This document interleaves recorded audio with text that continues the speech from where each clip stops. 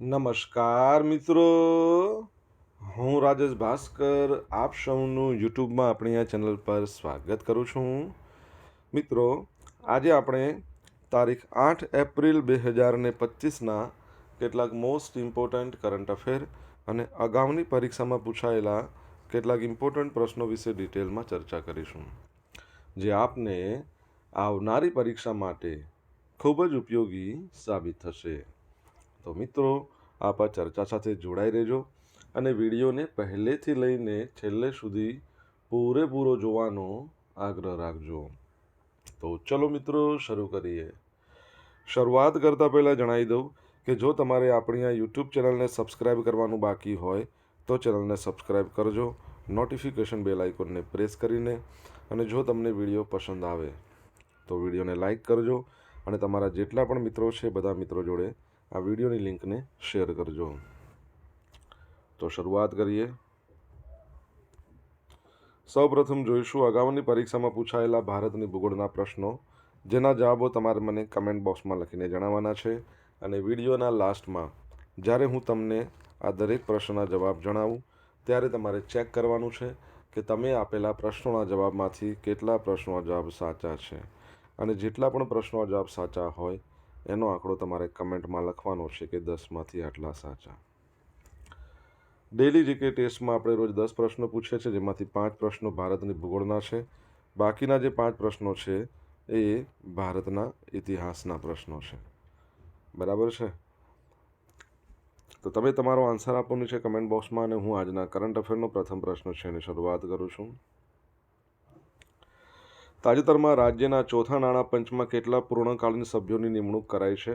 ગુજરાત રાજ્યની વાત છે તો જવાબ આવશે 3. કેટલા? 3. અને હવે રાજ્યના નાણાં પંચની અંદર જે 5 સભ્યો છે એ 5 સભ્યોની નિમણૂક પૂર્ણ થઈ ગઈ છે. 3 અત્યારે કર્યા અને 2 તો પહેલાંથી જ હતા. જોઈ લઈએ આપણે. તો ગુજરાત રાજ્ય ચોથા નાણાં પંચમાં સરકારે 3 પૂર્ણકાલીન સભ્યોની નિમણૂક કરી છે. આ પંચના અધ્યક્ષ તરીકે યમલભાઈ વ્યાસની નિમણૂક તો હતી જ, પછી હવે સરકારે પંચની અંદર વધુ 3 સભ્યોની નિમણૂક કરી છે. ફેબ્રુઆરી 2025માં રાજ્ય નાણાં પંચના પૂર્ણકાલીન સભ્ય ISBP ચૌહાણની સભ્ય સચિવ તરીકે નિમણૂક કરવામાં આવી હતી. નાણાં પંચના અધ્યક્ષ સહિત 5થી વધે ને એ રીતે સભ્યોની નિમણૂક સાથે રાજ્ય નાણાં પંચની રચના કરી શકવાની જોગવાઈ છે. રાજ્ય સરકારે અગાઉ અધ્યક્ષની નિમણૂક કરી, બરાબર છે, યમલભાઈ વ્યાસ છે. ત્યારબાદ વધુ 3 સભ્યની પૂર્ણકાલીન સભ્ય તરીકે નિમણૂક અને 1 પૂર્ણકાલીન સભ્યની સભ્ય સચિવ તરીકે નિમણૂક, એટલે હવે ટોટલ 5 સભ્યોની નિયુક્તિ પૂર્ણ થઈ ગઈ છે. તમારા માટે પ્રશ્ન છે કે કેન્દ્રમાં જે 16મા નંબરનું નાણાં પંચ છે એના અધ્યક્ષ કોણ છે? જો તમને ખબર હોય તો કમેન્ટ બોક્સમાં લખીને જણાવો.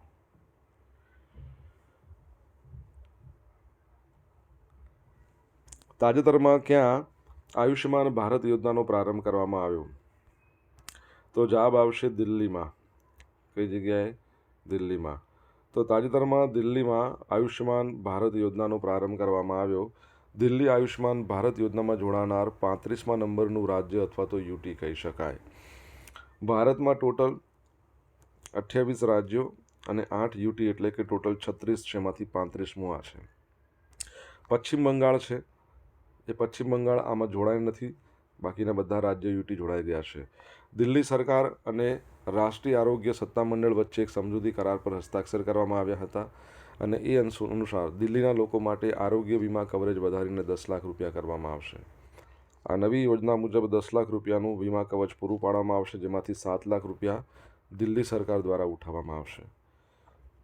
કેન્દ્રીય આરોગ્ય અને પરિવાર કલ્યાણ મંત્રાલય હેઠળની રાષ્ટ્રીય આરોગ્ય સત્તામંડળે આયુષ્યમાન ભારત પ્રધાનમંત્રી જન આરોગ્ય યોજનાની અમલીકરણ સત્તામંડળ છે.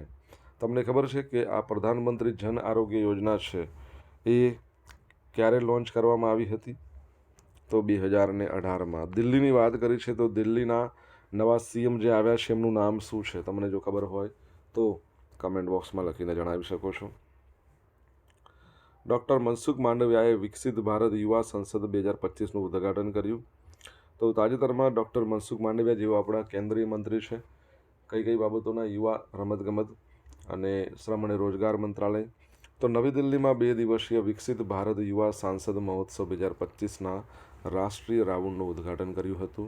આ ભવ્ય કાર્યક્રમની યાત્રા 16 માર્ચ 2025થી 27 માર્ચ 2025 સુધી જિલ્લા યુવા સંસદનું આયોજન કરવામાં આવ્યું ત્યારે શરૂ થઈ હતી.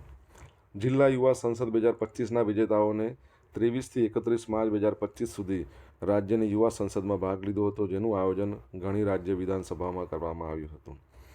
દેશભરમાંથી કુલ 105 રાજ્ય કક્ષાના વિજેતાઓએ રાષ્ટ્રીય સ્તરે પોતાનું સ્થાન મેળવ્યું હતું. ઓકે, તમારા માટે પ્રશ્ન છે, આંતરરાષ્ટ્રીય યુવા દિવસ 12મી ઓગસ્ટે આવે છે. ભારતમાં રાષ્ટ્રીય યુવા દિવસ ક્યારે મનાવવામાં આવે છે? તમને જો આન્સર આવડતો હોય તો કમેન્ટ બોક્સમાં લખીને જણાવો. મિત્રો, વિડીયો પસંદ આવ્યો હોય, ભણવાની મજા આવી હોય તો વિડીયોને લાઇક કરો, તમારા મિત્રો જોડે વિડીયોની લિંકને શેર કરો. આપણી બંને યુટ્યુબ ચેનલ રાજેશ ભાસ્કર 2ને સબસ્ક્રાઈબ કરો, નોટિફિકેશન બેલ આઇકોનને પ્રેસ કરીને. જો તમારે ડેલી કરંટ અફેરની પીડીએફ જોઈતી હોય દરરોજ, એ પણ બિલકુલ ફ્રીમાં, તો આપણી ટેલિગ્રામ ચેનલ છે એને જોઈન કરી લો. ડેલી કરંટ અફેરની પીડીએફ તમને મળશે અહીંયા, તમને સાથે અહીંયા પોલ્સ પણ રમવા મળશે. તાજેતરમાં પ્રધાનમંત્રી મોદીને કયા દેશના સર્વોચ્ચ નાગરિક સન્માન મિત્ર વિભૂષણ એનાયત કરવામાં આવ્યું છે? તો જવાબ આવશે શ્રીલંકાના. કોના? શ્રીલંકા. તો તાજેતરમાં પ્રધાનમંત્રી નરેન્દ્ર મોદીને શ્રીલંકાનું સર્વોચ્ચ નાગરિક સન્માન મિત્ર વિભૂષણ એનાયત કરવામાં આવ્યું. હવે કોઈ પણ દેશ દ્વારા પીએમ મોદીને આપવામાં આવેલું આ 22મા નંબરનું આંતરરાષ્ટ્રીય સન્માન છે. આ નાગરિક સન્માન તેમને શ્રીલંકાના રાષ્ટ્રપતિ અનુરાગ કુમાર દિશાનાયકે કોલંબોમાં આપ્યું. એવોર્ડમાં દર્શાવવામાં આવેલા ધર્મચક્રમાં બંને દેશોની સાંસ્કૃતિક પરંપરાઓને આકાર આપતા સહિયારા બૌદ્ધ વારસાનું પ્રતિનિધિત્વ કરે છે. અને ઐતિહાસિક મુલાકાત દરમિયાન શ્રીલંકાના ત્રિંકોમાલી શહેરમાં ભારત, યુએઈ, શ્રીલંકા વચ્ચે એક મોટું ઉર્જા કેન્દ્ર બનાવવાની જાહેરાત કરવામાં આવી. કોની? આપણા વડાપ્રધાન નરેન્દ્ર મોદીની છે ને, એમણે મુલાકાતે છે શ્રીલંકાની. આ પ્રસંગે ભારતના વિદેશ સચિવ વિક્રમ મિશ્રી અને શ્રીલંકાના ઉર્જા સચિવ પ્રોફેસર દ્વારા બરાબર છે ત્રિપક્ષીય કરાર પર હસ્તાક્ષર કરવામાં આવ્યા. આ પ્રોજેક્ટ હેઠળ મલ્ટી પ્રોડક્ટ પાઇપલાઇન્સ, ઓઇલ ટાંકી ફાર્મ અને લોજિસ્ટિક ઇન્ફ્રાસ્ટ્રક્ચર વિકસાવવામાં આવશે. શ્રીલંકાની વાત કરીએ, તમારા માટે સરસ પ્રશ્ન, એકદમ ઇઝી, પરીક્ષામાં પૂછાય ત્યારે ઘણા બધા મિત્રો કન્ફ્યુઝ થતા હોય છે કે શ્રીલંકા છે એનું કેપિટલ કયું છે. કમેન્ટ બોક્સમાં લખીને જણાવો જવાબ આવડતો હોય તો. તાજેતરમાં કઈ સંસ્થાએ અગાઉથી વીજળી ક્યાં પડશે એની માહિતી આપી એવી ટેકનોલોજી શોધી છે? તો જવાબ આવશે Indian space research organisation, ISRO. તો ઇસરો છે એણે એક મહત્ત્વની ટેકનોલોજી શોધી. ચોમાસામાં વીજળી ક્યાં પડશે એની માહિતી પહેલેથી જ મળી જશે. તમને ખબર હોય કે ચોમાસા દરમિયાન ગમે ત્યારે ગમે તે જગ્યાએ વીજળી પડી શકે છે, જેના કારણે જાનમાલનું બહુ બધું નુકસાન થાય છે. તો એ બચાવ માટે જ બરાબર. તો ભારતીય જીઓ સ્ટેશનરી સેટેલાઇટમાંથી ડેટા એકત્ર કરીને વીજળીની આગાહી કરવામાં સફળતા મળી છે. આ સિદ્ધિ ઇસરોના નેશનલ રિમોટ સેન્સિંગ સેન્ટર સેના દ્વારા હાંસલ કરવામાં આવી. નેશનલ રિમોટ સેન્સિંગ સેન્ટર છે એના જે વિજ્ઞાનીઓ છે એમણે ઇન્સેટ 3D સેટેલાઇટથી પ્રાપ્ત થયેલા આઉટગોઈંગ લોંગ વેવ રેડિયેશનમાંથી ખાસ પ્રકારના સંકેત જોવા મળ્યા. અને એ સંકેત મુજબ વિજ્ઞાનીઓને OLRની ગતિમાં ઘટાડો થવાને કારણે વીજળી પડવાની સંભાવના જોવા મળી છે. આ નવી ટેકનોલોજીના કારણે 2.5 કલાક પહેલાં વીજળીની આગાહી થઈ શકે છે. ઇસરોની આ ટેકનોલોજીથી દેશભરના લોકો તેમજ ડિઝાસ્ટર મેનેજમેન્ટ જેવા ક્ષેત્રોમાં ખૂબ જ ઉપયોગી નીવડશે. ઇસરોની નવી ટેકનોલોજી મુજબ જ્યાં વીજળી પડવાની સંભાવના હશે ત્યાંથી લોકોને હટાવી શકાશે, જેથી જાનમાલને ઓછું નુકસાન થાય. ISRO, Indian space research Organisation, એની સ્થાપના 15મી ઓગસ્ટ 1969માં થઈ. ડૉક્ટર વિક્રમ સારાભાઈએ સ્થાપના કરાઈ છે. એના જે હાલના અધ્યક્ષ છે એ નવા આવ્યા છે, તમારે કહેવાનું છે. અને ઇસરોની વાત કરીએ તો એનું હેડક્વાર્ટર બેંગલુરુમાં છે. તમને ખ્યાલ હોય તો રિસન્ટલી સ્પેડેક્સ મિશન લોન્ચ કર્યું હતું, અને આવું કરનાર આખા વિશ્વમાં 4થા નંબરનો દેશ છે ભારત આપણો. બરાબર. ઇસરો છે 2027-28માં ચંદ્રયાન 4 મિશન લોન્ચ કરી શકે છે. અને ચંદ્રયાન 5 મિશન છે એના માટે જાપાન જોડે કહી શકીએ કે સહયોગ સાધ્યો છે. અને આ ઉપરાંત ઇસરોએ માઇક્રોગ્રેવિટીમાં ચોળા ઉગાડ્યા છે. ઇસરોનું જે સમાનવ મિશન છે ગગનયાન, યાદ રાખજો. ઇસરો છે એની વાત કરીએ તો જે સૂર્ય મિશન હતું આદિત્ય L1 ઓલરેડી લોન્ચ થઈ ગયું હતું. તો આ બધી બાબતો છે ઈસરોની, એ તમારે યાદ રાખવાની છે, તમને પરીક્ષામાં ગમે ત્યારે પૂછાઈ શકે છે. આગળ વધીએ. નવસારી જિલ્લાના અમલસાડી ચીકુને જીઆઈ ટેગ આપવામાં આવ્યો. તો દક્ષિણ ગુજરાતમાં ઉગાડવામાં આવતા અમલસાડ ચીકુ સાપોડીલાને ભૌગોલિક સંકેત એટલે જીઆઈ ટેગ આપવામાં આવ્યો. અને આ જીઆઈ ટેગને કારણે એ ગુજરાતનું 28મા નંબરનું ઉત્પાદન, બરાબર છે, જીઆઈ ટેગવાળું. અને કેસર કેરી 1, કચ્છી ખારેક 2, ભાલિયા ઘઉં 3 અને ચોથા નંબરનું આ ચીકુ, આ ટોટલ 4 ખાદ્ય પદાર્થ બન્યા છે ગુજરાતના જીઆઈ ટેગવાળા. Gujarat Council on Science and Technology ગુજકોસ્ટ અને નવસારી કૃષિ યુનિવર્સિટી એના દ્વારા સંયુક્ત અરજી બાદ વલસાડ નવસારી જિલ્લા ફળ અને શાકભાજી સહકારી સંઘ લિમિટેડને જીઆઈ પ્રમાણપત્ર આપવામાં આવ્યું છે. ગુજકોસ્ટે અમલસાડમાં ફળની ખેતીના મૂળને સ્થાપિત કરવા માટે સંશોધન કર્યું, જ્યારે નવસારી એગ્રીકલ્ચર યુનિવર્સિટી છે એના ચીકુની જાતના વિશિષ્ટ લક્ષણોનો અભ્યાસ કર્યો હતો. તમને ખબર હોય રિસન્ટલી ભણ્યા તમને ખ્યાલ હશે, છેલ્લે આપણે ભણ્યા હતા કે ગુજરાતના ઘર ચોળા છે એને જીઆઈ ટેગ મળ્યો. ચલો, જીઆઈ ટેગની વાત કરી છે. ભારતમાં સૌપ્રથમ જીઆઈ ટેગ મળ્યો હતો દાર્જિલિંગની ચા, પશ્ચિમ બંગાળ 2004-05માં. ગુજરાતમાં કોને સૌપ્રથમ જીઆઈ ટેગ મળ્યો તમારે કહેવાનું છે.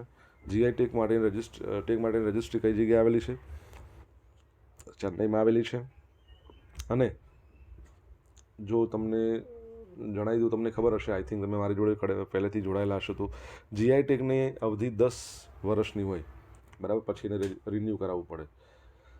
અને જીઆઈ ટેગ માટેનો જીઆઈ સ્ટોર આખા ભારતમાં પહેલો ગોવામાં ખોલ્યો હતો, તો એ યાદ રાખજો. નવસારીની વાત કરીએ તો મહાનગરપાલિકા બની ગયું છે. નવસારી એનું જૂનું નામ દાંડી કૂચ ઐતિહાસિક જે થઈ હતી એનું દાંડી અહીંયા આવેલું છે. ગણદેવીનો ગોળ વખણાય છે. અને નવસારી મહાનગરપાલિકાનો લોગો છે એ રિસન્ટલી આપણા કેન્દ્રીય જલશક્તિ મંત્રી છે CR પાટીલ દ્વારા લોન્ચ કરવામાં આવ્યો હતો. સોશિયલ મીડિયાના માધ્યમથી તમે મારા જોડે કનેક્ટ રહી શકો છો. મારું ઇન્સ્ટા આઈડી છે rajesh.i.bhaskar, મારું ફેસબુક આઈડી છે RI ભાસ્કર, અને ટેલિગ્રામ ચેનલ છે આપણી રાજેશ ભાસ્કર, બરાબર છે. ટેલિગ્રામ ચેનલ પરથી તમને ડેલી કરંટ અફેરની PDF મળી જશે અને પોલ્સ પણ મળશે.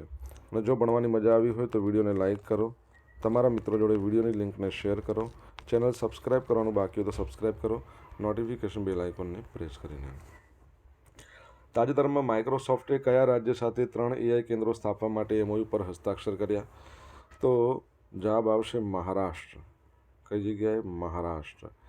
તો તાજેતરમાં મહારાષ્ટ્ર સરકારે મુંબઈ, પુણે અને નાગપુરમાં 3 AI શ્રેષ્ઠતાના કેન્દ્રો સ્થાપિત કરવા માઇક્રોસોફ્ટ કોર્પોરેશન સાથે સમજૂતી કરાર પર હસ્તાક્ષર કર્યા છે. મહારાષ્ટ્ર સરકારે સરકારી અને અર્ધ સરકારી કચેરીઓમાં AIના કાર્યક્ષમ ઉપયોગ માટે Maharashtra advance research and vigilance for enforcement of reform laws limited Marvel એને મજબૂત બનાવવા માટે એક ઉચ્ચ શક્તિ સમિતિ બનાવવાનો નિર્ણય કર્યો છે. જો પહેલાં મુંબઈ સેન્ટર ફોર જીઓસ્પેશિયલ એનાલિટિક્સ તે મુંબઈમાં મુખ્ય સચિવના કાર્યાલયમાં સ્થાપિત કરવામાં આવશે. તે સેટેલાઇટ ઇમેજરી વિશ્લેષણ, અવકાશી ડેટા મેનેજમેન્ટ, ભૌગોલિક માહિતી પ્રણાલી આધારિત એપ્લિકેશનો દ્વારા શાસનમાં નિર્ણય લેવામાં મદદ કરશે. બીજું પુણેમાં ફોરેન્સિક રિસર્ચ અને AI સેન્ટર. તો પુણેમાં જે ફોરેન્સિક સાયન્સ સેન્ટર છે ને એ ગુનાહિત તપાસની પ્રક્રિયાઓ, ફોરેન્સિક ડેટાનું વિશ્લેષણ, પુરાવાનું વ્યવસ્થાપન એને વધારવા AIનો ઉપયોગ કરશે. નાગપુરમાં શ્રેષ્ઠતા કેન્દ્ર એક્સલન્સ સેન્ટર. તો ત્રીજું કેન્દ્ર નાગપુરમાં, તે સરકારી કાર્યો માટે AI સંચાલિત ઉકેલોને મજબૂત બનાવવામાં મદદ કરશે. તેનું અમલીકરણ, દેખરેખ, તકેદારી, નવીન શાસન સુધારાઓ એના પર ધ્યાન કેન્દ્રિત કરશે, બરાબર છે. તો આ યાદ રાખજો. હવે માઇક્રોસોફ્ટની વાત કરીએ. 1975માં બિલ ગેટ્સ અને પોલ એલન દ્વારા એની સ્થાપના કરવામાં આવી હતી. રેડમંડ વોશિંગ્ટનમાં એનું હેડક્વાર્ટર આવેલું છે. CEO છે સત્ય નાડેલા, જે ભારતીય મૂળના છે. માઇક્રોસોફ્ટ દ્વારા વિશ્વમાં પ્રથમ ક્વોન્ટમ CPU બનાવવામાં આવ્યું છે, ક્વોન્ટમ, બરાબર છે. અને મજોરાના 1 કરીને નામ આપવામાં આવ્યું છે. બીજી વસ્તુ અહીંયા વાત છે મહારાષ્ટ્ર, તેનું કેપિટલ મુંબઈ પણ છે અને શિયાળાનું કેપિટલ નાગપુર પણ છે, બરાબર છે, યાદ રાખજો. અને એની જે હાઈકોર્ટ છે ને એ મુંબઈમાં છે. જે કયા એક તો મહારાષ્ટ્ર પોતે, ગોવા, દાદરા નગર હવેલી, દીવ દમણ એને લાગુ પડે છે. ગાયને રાજમાતા ઘોષિત કરી હતી. સીપી રાધાકૃષ્ણન છે એ એના ગવર્નર છે. કોના? મહારાષ્ટ્રના. બરાબર છે. દેવેન્દ્ર ફડણવીસ છે જેના સીએમ છે. તો આ બધી બાબતોને યાદ રાખજો. ભારતની પ્રથમ એઆઈ યુનિવર્સિટી મહારાષ્ટ્રમાં ખુલશે. તો મને કહો, ભારતમાં પ્રથમ એઆઈસીટી ક્યાં બનશે? બરાબર. સ્કિલ યુનિવર્સિટી જે મહારાષ્ટ્રમાં આવેલી છે એનું નામ બદલીને રતન ટાટાજીના નામ પર કરવામાં આવ્યું છે. યાદ રાખજો. ફિક્કી અને મીડિયા અને મનોરંજન સમિતિ દક્ષિણના અધ્યક્ષ કમલ હસનને બનાવવામાં આવ્યા છે. તો પ્રખ્યાત અભિનેતા અને ફિલ્મ નિર્માતા કમલ હસનને Federation of Indian Chambers of Commerce and Industry ફિક્કીના મીડિયા અને મનોરંજન સમિતિના દક્ષિણના અધ્યક્ષ તરીકે નિયુક્ત કરવામાં આવ્યા. આ જાહેરાત ચેન્નઈમાં આયોજિત ફિક્કીના મીડિયા અને મનોરંજન બિઝનેસ કોન્ક્લેવ સાઉથ કનેક્ટ 2025 દરમિયાન કરવામાં આવી હતી. હવે કમલ હસનની વાત કરીએ તો તેઓ અભિનેતા છે, ફિલ્મ નિર્માતા છે, ઉદ્યોગ સાહસિક છે અને તેમનો જે દાયકાઓનો જે અનુભવ છે એના સાથે એમનો ઉદ્દેશ એવા અર્થપૂર્ણ ફેરફાર લાવવાનો છે કે જે ભારતના મીડિયા અને મનોરંજન લેન્ડસ્કેપના ભવિષ્યને આકાર આપશે. બરાબર. ફિક્કીના પ્રેસિડેન્ટનું નામ તમને ખબર હોય તો કમેન્ટ બોક્સમાં લખીને જણાવી શકો છો. અગાઉની પરીક્ષામાં પૂછાયેલા ભારતની ભૂગોળના પ્રશ્નો જોઈ લઈએ. પહેલો પ્રશ્ન, કસ્તુરી મૃગ કયા રાષ્ટ્રીય ઉદ્યાન અને અભયારણ્યમાં જોવા મળે છે? તો દચી ગામ. સેકન્ડ પ્રશ્ન, ઝારખંડ રાજ્યમાં આવેલા કયા વિસ્તારના પવિત્ર ઉપવનોની માલિકી સમાજની હોવાથી તેમને કોઈ સરકારી નિયમ કે કાયદો લાગુ પડતો નથી? તો શું આવશે? સરના. નીચે પૈકી કયું પ્રાણી બ્રહ્મપુત્ર નદીના દલદલના ક્ષેત્રોમાં જોવા મળે છે? એક શિંગડાવાળો ગેંડો. Kaziranga National Park. ભારતમાં એકમાત્ર સક્રિય જ્વાળામુખી બેરન, અંદમાન નિકોબાર. કયા રાજ્યમાં તાંબાનો મોટો ભંડાર છે? રાજસ્થાન. અગાઉની પરીક્ષામાં પૂછાયેલા ગુજરાતના ઇતિહાસના પ્રશ્નો જોઈ લઈએ. બનારસ હિન્દુ વિશ્વવિદ્યાલયના સ્થાપક કોણ હતા? તો મદન મોહન માલવીય.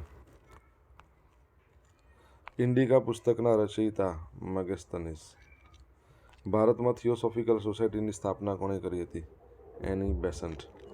ભારતના પ્રથમ ગવર્નર જનરલ તો વિલિયમ બેન્ટિક. 1853માં ભારતમાં સૌપ્રથમ રેલવે લાઇનની શરૂઆત તો મુંબઈથી લઈને થાણે. બરાબર. હવે મિત્રો જોશું ગઈકાલે પૂછેલા પ્રશ્નો જવાબ. પહેલો પ્રશ્ન, નંબીઓ દ્વારા જાહેર કરાયેલા ગ્લોબલ સેફ્ટી ઇન્ડેક્સ 2025માં ભારત કેટલા નંબર પર? 66. દેશમાં સૌર ઉર્જા પ્લાન્ટ સ્થાપિત કરનાર સૌથી વધુ રેલવે સ્ટેશન ધરાવતું રાજ્ય કયું છે? તો રાજસ્થાન છે. આજે પૂછેલા પ્રશ્નોના જવાબ જોઈ લઈએ. પહેલો પ્રશ્ન હતો 16મા નંબરના નાણાં પંચના અધ્યક્ષ કોણ છે? તો યાદ રાખજો, અરવિંદ પનગડિયા. સેકન્ડ નંબરનો પ્રશ્ન, દિલ્હીના સીએમનું નામ શું છે? રેખા ગુપ્તા. ત્રીજા નંબરનો પ્રશ્ન, રાષ્ટ્રીય યુવા દિવસ ક્યારે મનાવવામાં આવે છે? 12 જાન્યુઆરી. ચોથા નંબરનો પ્રશ્ન, શ્રીલંકાનું કેપિટલ કયું છે? તો શ્રી જયવર્ધનેપુરા કોટ્ટે. પાંચમા નંબરનો પ્રશ્ન શું હતો? ઈસરોના જે નવા અધ્યક્ષ બન્યા છે હેડ, વી નારાયણન.